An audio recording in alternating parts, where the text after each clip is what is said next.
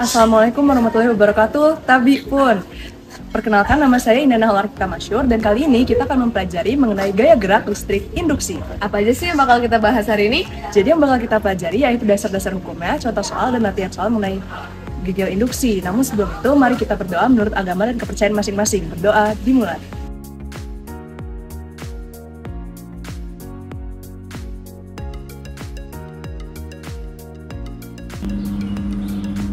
Kali ini kita akan belajar mengenai gaya gerak listrik induksi atau yang biasa disingkat menjadi gegel induksi. Jadi apa sih pengertian dari gegel induksi ini? Nah, sebelumnya kita balik dulu nih ke flux magnetik.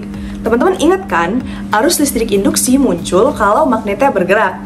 Nah, biar arus listrik itu bisa muncul, artinya harus ada beda potensial di ujung kumparan yang nantinya akan menghasilkan gaya gerak listrik induksi. Berarti, gaya gerak listrik induksi atau gegel induksi adalah beda potensial pada ujung-ujung kumparan yang akan menghasilkan arus listrik induksi. Nah, arus listrik induksi muncul selama ada perubahan flux magnetik. Faktor yang mempengaruhi gegel induksi yaitu 1. Jumlah lilitan. Apabila semakin banyak jumlah lilitannya, maka gegel induksinya akan semakin besar juga. Kedua, kuat medan magnet atau kekuatan magnet itu sendiri. Apabila kuat medan magnetnya semakin besar pada kumparan, maka gegel induksinya akan semakin besar juga. Lalu yang ketiga, ada bahan penyusun lilitan. Jika lilitan terbuat dari bahan ferromagnetik, maka besarnya gegel induksi juga akan semakin besar. Lalu yang keempat, kecepatan gerak magnet. Jika gerakan magnetnya semakin cepat, maka gegel induksi yang timbul juga akan semakin besar. Lalu yang terakhir, kelima, luas bidang kumparan. Jika luas kumparannya semakin besar, maka gegel induksinya akan semakin besar juga. Nah, jadi kalau teman-teman ditanya gimana sih cara memperbesar gegel induksi? Jawabannya ya dengan memperbesar kelima faktor ini ya. Nah, teman-teman, selanjutnya kita akan membahas mengenai hukum Faraday tentang gegel induksi. Jadi, Faraday melakukan eksperimen-eksperimen berkaitan dengan gegel induksi di Inggris pada tahun 1831.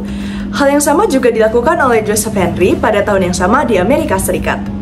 Nah, hasil percobaannya dikenal dengan hukum Faraday yang menunjukkan bahwa GGL dapat diinduksikan dalam sebuah rangkaian oleh medan magnet yang berubah-ubah. Gegel induksi dapat diartikan sebagai beda potensial yang terjadi pada ujung-ujung kumparan karena pengaruh induksi elektromagnetik.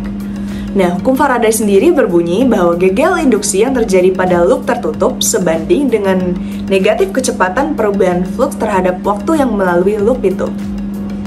Nah, secara matematis, hukum Faraday dituliskan sebagai berikut. Gegel induksi sama dengan minus N delta flux dibagi delta T. Flux magnetik adalah ukuran total medan magnet yang memotong suatu bidang. Flux magnetik tersebut dirumuskan dengan B dot A, sehingga karena menggunakan perkalian dot maka dikali dengan cos theta. Dengan demikian, hukum Faraday juga dapat dituliskan menjadi N delta B dikali A dikali cos theta dibagi delta T. Berdasarkan persamaan itu, bisa kita simpulkan bahwa GGL dapat diinduksikan pada rangkaian listrik dengan berbagai cara, yaitu mengubah-ubah magnet-magnet B terhadap waktu, mengubah luas daerah yang dilingkupi loop terhadap waktu, atau dengan mengombinasikan cara-cara tersebut. Lalu yang selanjutnya ada hukum Lenz. Hukum Lenz merupakan metode alternatif untuk arah arus induksi atau gegel induksi.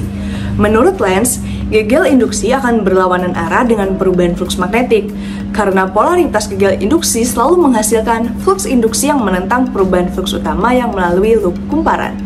Hukum Lenz berbunyi, gegel induksi selalu membangkitkan arus yang medan magnetnya berlawanan dengan asal perubahan flux. Maka bisa kita simpulkan kalau bentuk dan flux magnetik akan selalu bertentangan. Arus induksi cenderung mempertahankan flux utama awal yang melalui loop atau kumparan. Langkah-langkah yang harus teman-teman lakukan untuk menganalisis dari arah gegel induksi yaitu sebagai berikut. Pertama, menentukan arah medan magnetik B, lalu menetapkan sebuah arah positif untuk luas penampang kumparan sebagai luas vektor A. Lalu yang kedua, dari luas vektor A dan medan magnetik B, tentukan tanda flux magnetik B dan perubahannya. Dengan demikian, jika arah luas vektor A dan medan magnetik B searah atau theta sama dengan 0 derajat, flux magnet B bernilai positif. Akan tetapi, jika luas vektor A dan medan magnetik B berlawanan arah atau delta sama dengan 180 derajat, flux magnetik bernilai negatif. Agar tidak membingungkan, tetapkan arah luas vektor A searah dengan medan magnet, agar flux magnetik B bernilai positif. Lalu yang ketiga, menentukan tanda gegel induksi atau arus induksi. Berdasarkan hukum Lenz, jika flux magnetik makin bertambah, maka bernilai positif, sedangkan arah gegel induksi atau arus induksi bernilai negatif. Berlaku juga sebaliknya. Lalu yang keempat, menentukan arah GGL induksi atau arus induksi menggunakan kaidah genggaman tangan kanan. Genggaman tangan kanan Anda lalu arahkan ibu jari sesuai arah luas vektor. Lalu yang terakhir, kelima, jika gegel induksi bernilai positif, arah gegel induksi atau arus induksi searah dengan arah keempat jari pada genggaman tangan. Lalu sebaliknya, jika gegel induksi bernilai negatif, arah GGL atau arus induksi berlawanan arah dengan arah keempat jari pada genggaman tangan. Lalu setelahnya ada gegel induksi pada loop kawat. Coba deh teman-teman perhatiin gambar ini. Apabila penghantar Pecky digerakkan dalam medan magnet B, elektron-elektronnya mengalami gaya Lorentz dari P dan Q. Peristiwa ini mengakibatkan antara P dan Q timbul beda potensial karena Q lebih negatif dibanding P. Nah, beda potensial antara ujung penghantar ini memiliki panjang L. Jadi bisa kita rumuskan seperti ini.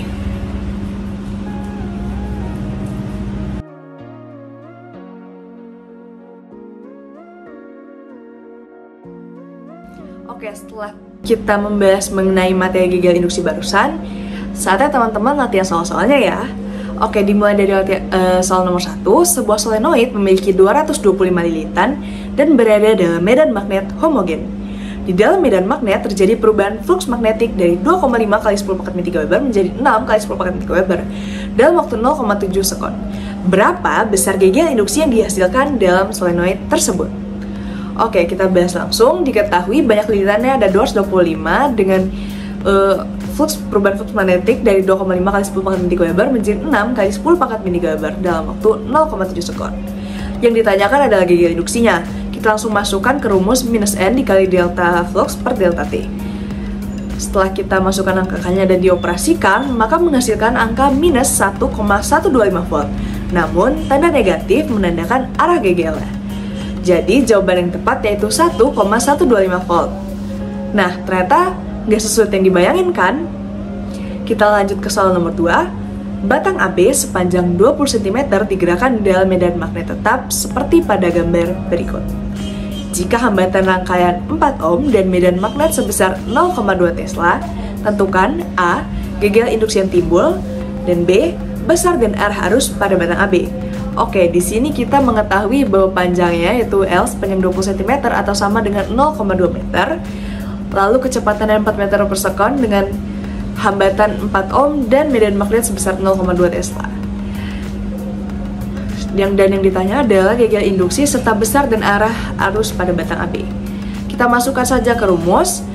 Gegel induksi sama dengan minus B kali L kali V, yaitu minus 0,2 Tesla dikali 0,2 meter dikali 4 meter per sekon, yaitu minus 0,16 volt. Jadi, gegel induksi yang timbul sebesar 0,16 volt dengan tanda negatif menandakan arah gegel induksi berlawanan dengan arah penyebabnya. Lalu, yang soal yang B, yaitu besar arusnya, yaitu V bagi R sama dengan 0,16 volt dibagi 4 ohm, sama dengan 0,04 ampere. Oleh karena batang AB digerakkan ke kiri, gaya Lorentz pada batang AB berarah ke kanan. Berdasarkan kaidah tangan kanan, arah arusnya yaitu dari A ke B. Jadi, arus induksi sebesar 0,04 ampere mengalir dari A ke B. Lanjut ke soal selanjutnya. Perhatikan kegiatan-kegiatan berikut. 1. Mengurangi luas kumparan. 2. Memperbesar induksi magnet. 3. Mengubah arah medan magnet. 4. Menambah banyak lilitan pada kumparan. Faktor-faktor yang dapat memperbesar nilai gegel induksi ditunjukkan oleh angka A 1 dan 2, B 1 dan 3, C 2 dan 3, D 2 dan 4, serta E 2 dan 5. Oke, kita bahas saja langsung. Gegel induksi pada suatu kumparan dirumuskan melalui persamaan E sama dengan N dikali B dikali A dikali cos WT. Untuk memperbesar gegel induksi yang dihasilkan pada suatu kumparan, maka dapat dilakukan dengan menambah banyak lilitan pada kumparan serta memperbesar induksi magnet. Jadi, jawaban yang tepat adalah opsi D. Oke, lanjut ke soal yang selanjutnya. Kawat peki sepanjang 25 cm digeser ke kanan dengan kecepatan 4 meter per sekon seperti pada gambar berikut. Jika induksi magnet 0,2 Tesla, besar gegel dan arah arus pada kawat peki berturut-turut adalah... Oke, langsung saja kita bahas. Diketahui panjang lilitannya 25 cm atau 0,25 meter. Lalu kecepatannya 4 meter per sekon dan besar medan magnetnya 0,2 Tesla. Yang ditanyakan adalah gegel induksi dan arahnya. Kita masukkan ke rumus, gegel induksi sama dengan B kali L kali V, 0,2 Tesla dikali 0,25 meter dikali 4 meter per sekon, yaitu 0,2 volt. Jadi arah medan magnet menuju ke kertas dan arah gerak ke kanan. Dengan demikian, gaya Lorentz berarah ke kiri berdasarkan aturan tangan kanan juga, arah arus akan ke atas dari Q ke P. Lalu soal terakhir, perhatikan beberapa pernyataan berikut.